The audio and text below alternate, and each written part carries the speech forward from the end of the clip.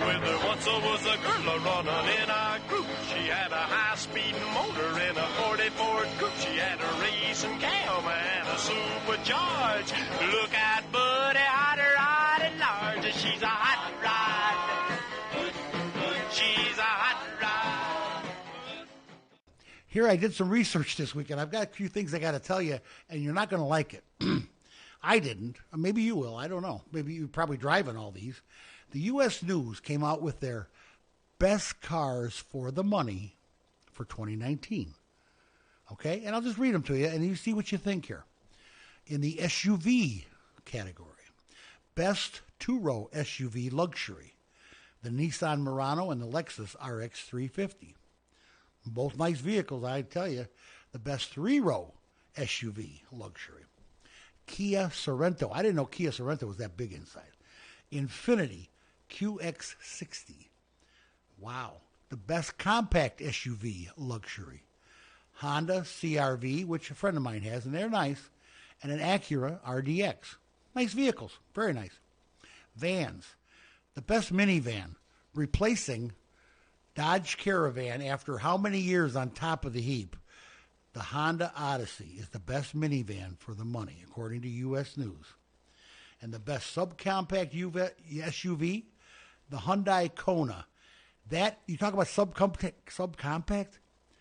Your car guy, Big George, his foot does not fit in that car, let alone anything else he owns. Oh, my God. It's so small.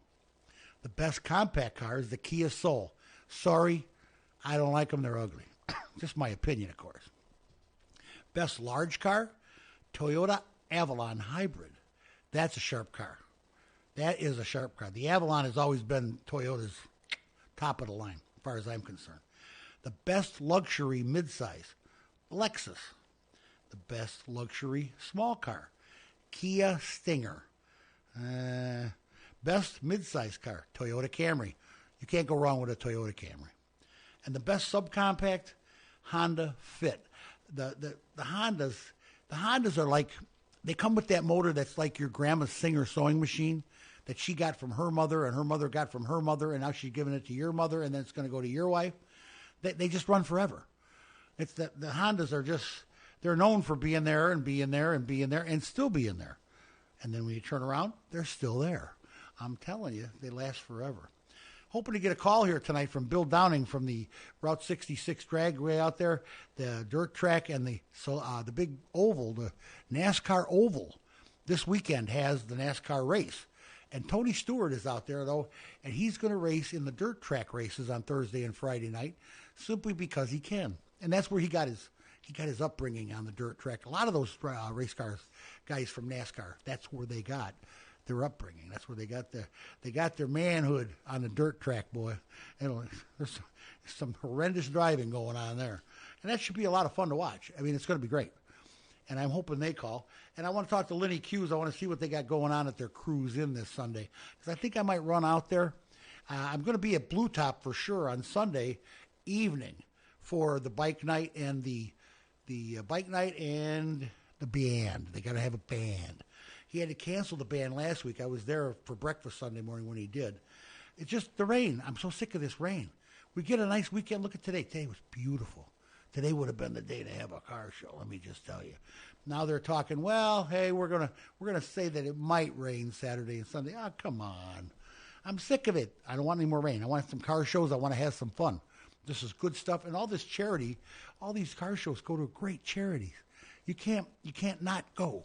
They're fun. And plus you get to eat like, some of the food at these shows, don't ask me where it comes from, and I don't want to know, and I don't care. It's outstanding. Absolutely outstanding. We should take a little trip around the car world, you and I, because that is what we do. I am the car guy, and we talk all the time about making sure that you know what's going on with all the cars that are happening, and that a lot of these cars are the cars you're driving. So you want that. You want to know what's going on. All right? This one bothers me, okay? You take it for what you think. My opinion is it bothers me. Believe it or not, General Motors is petitioning the NHTSA for a special exemption in the Takata airbag recall. Hello? For the second time now. Seems they don't want to replace 6 million airbag inflators in their trucks and SUVs. In 2015, of course, Takata declared bankruptcy, leaving their vehicle clients to fend for themselves with their killer airbags on their own. And, of course, absorbing the costs. Because Takata's gone, so GM has to fit the bill for 6 million airbags. Now, seems that GM says that the inflators used by their trucks and SUVs were a unique design, and they believe them to be non-lethal. Well, Mary Barra, guess what? The recall doesn't deal with unique design. The recall deals with how these grenades were filled with the ammonium nitrate, not how they were designed. Takata has killed and injured many people around the globe, as well as right here in the good old USA. It's high time we need to quit dancing around this debacle. We need to fix this. And if you have 6 million Takata airbag inflators out there, they gotta come out. You gotta get rid of them. That's not going to work. Just telling you like it is. It's not. It has nothing to do with the design. They were filled in Mexico. They were assembled in Mexico and filled with ammonium nitrate in Mexico, where somehow maybe the gauges aren't quite so accurate in Mexico. Maybe there's no rules, and maybe nobody cares. Some of those airbags have too little, some have just right, and some are a by God grenade because they have too much ammonium nitrate, and they throw shrapnel all over the cockpit. It's got to happen. It's got to go away. Well, last Thursday, the UAW launched a strike at the Forcia plant in Saline, Michigan. I don't know how you say that. It's a supplier of interior parts to FCA Chrysler, Ford, and Tesla. After having a 4-year-old contract extended June 1st for 3 weeks, the UAW decided it was time to act, and act they did. And they walked out and went on strike. Well, let me just tell you, sometimes strikes work, because the latest on that came in just 2 days ago, June 24th. Today's 26th. Yeah, 2 days ago. Well, here's the highlights of the Forcia agreement. Forcia, we're going to say it that way. They include significant hourly wage raises, a $2,500 signing bonus, retroactive pay for new wages as of June 1st, and no increase in health care costs. So guess what, boys and girls and UAW boys? Strikes work. They just do. That's why this is how you get what you want. The government isn't going to take it out and just say, here, you can have this. And, of course, the manufacturer is not going to purposely open their wallet for you. You're going to have to ask them for it. You're going to have to show them you're doing a good job, and they're making money. And they are. This economy right now is smoking. They should be paying better. Let's face it. Argo. This is a fun. We're going through some stuff that really you need to know. And it's kind of cool that investment in the car business is rampant right now. It's rampant. And it's mostly in Detroit, but not all. And this is an exception. Argo AI, which is artificial intelligence, Ford's autonomous vehicle partner, will fund a team of 5 world-renowned faculty leaders and support students studying for their doctorate at the Carnegie Mellon Institute in Pittsburgh. The center will focus on robocars' abilities to operate in a variety of conditions, including foul weather and construction zones. Argo AI is headquartered in Pittsburgh, so that was probably a logical choice to build that thing in Pittsburgh. But guess what? That's what they need to do. These electric cars do not perform as well in the cold weather as they do in warm weather. And they lose power, they lose charge faster. They just don't, and they need to work on that. They need to get that back into swing. And that's what these guys are going to be doing. There are going to be 5 faculty members and all their support students, and they're getting a doctorate in artificial intelligence. Can you believe it? There's a new doctorate that nobody heard about for, forever. Unbelievable. Here's the nice thing. Uber has already extended its services to Medicare and Medicaid, believe it or not. They have recently teamed with a private company called Grand Rounds to give free rides to medical facilities that they have as clients. Why a free ride?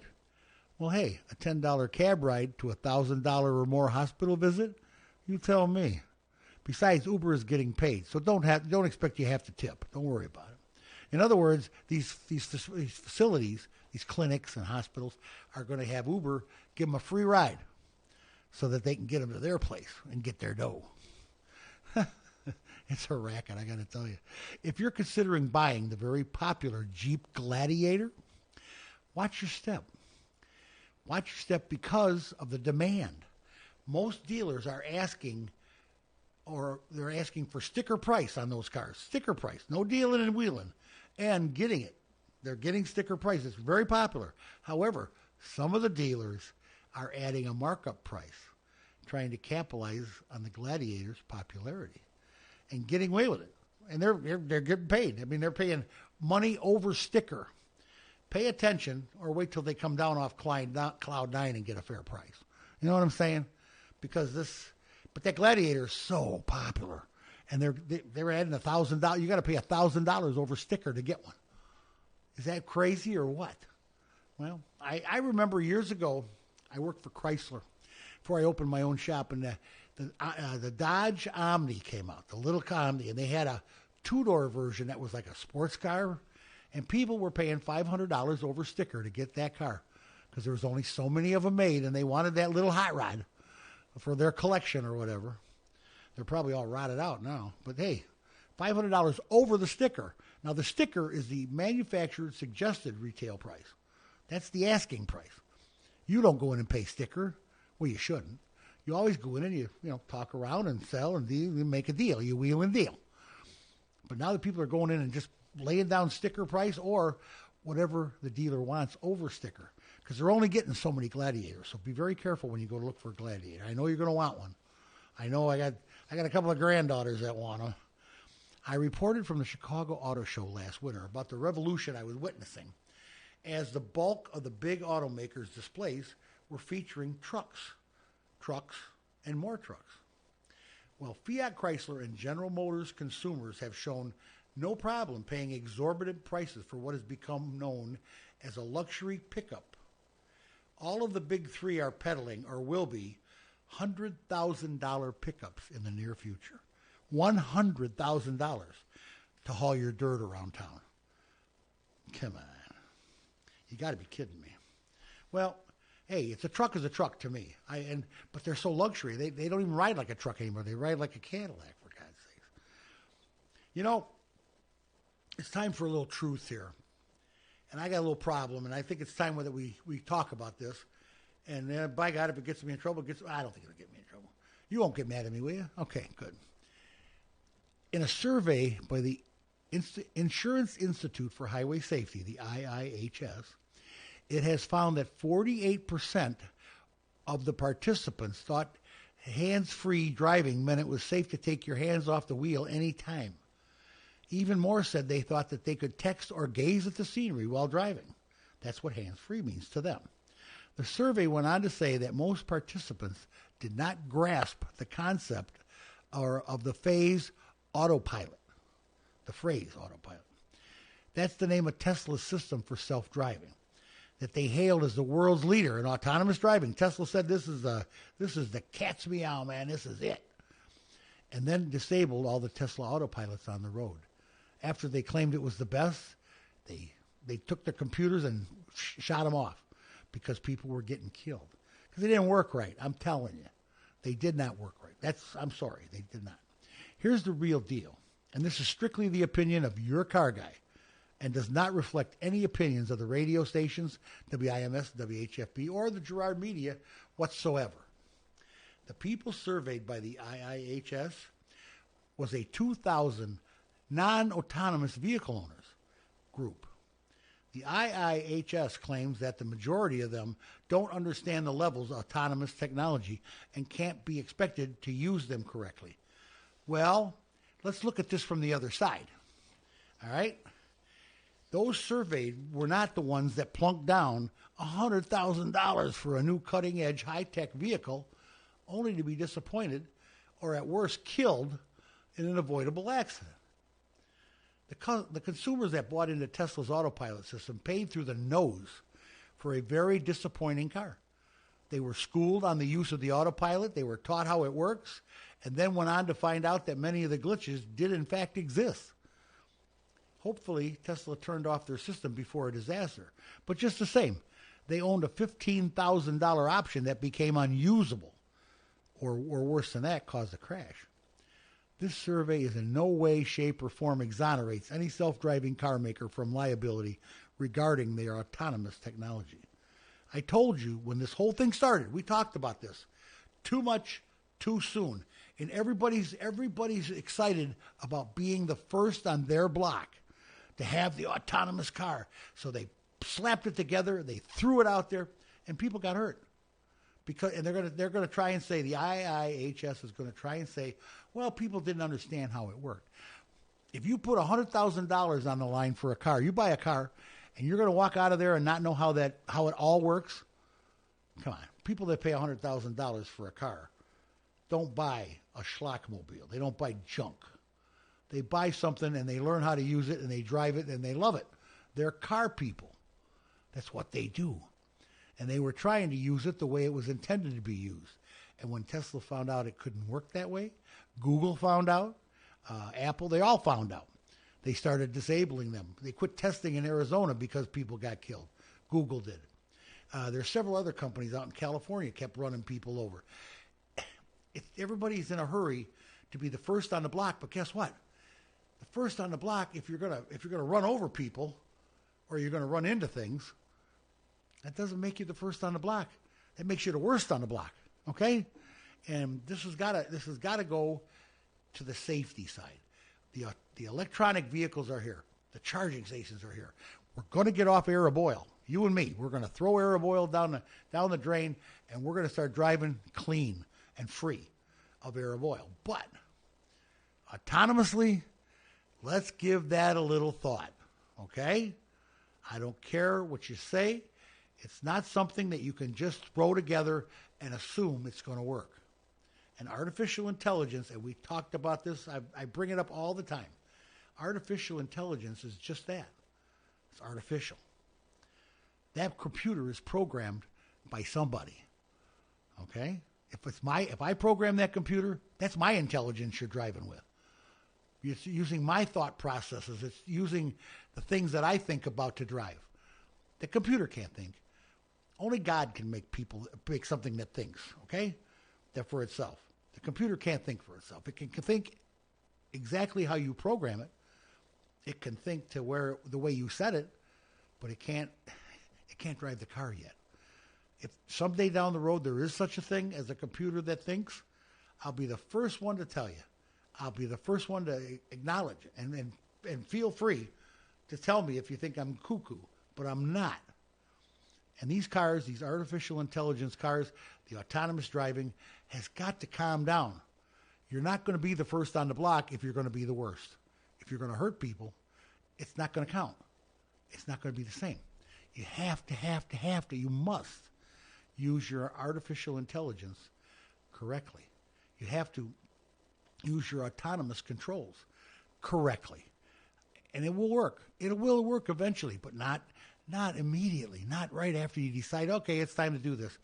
That doesn't work that way. It just doesn't.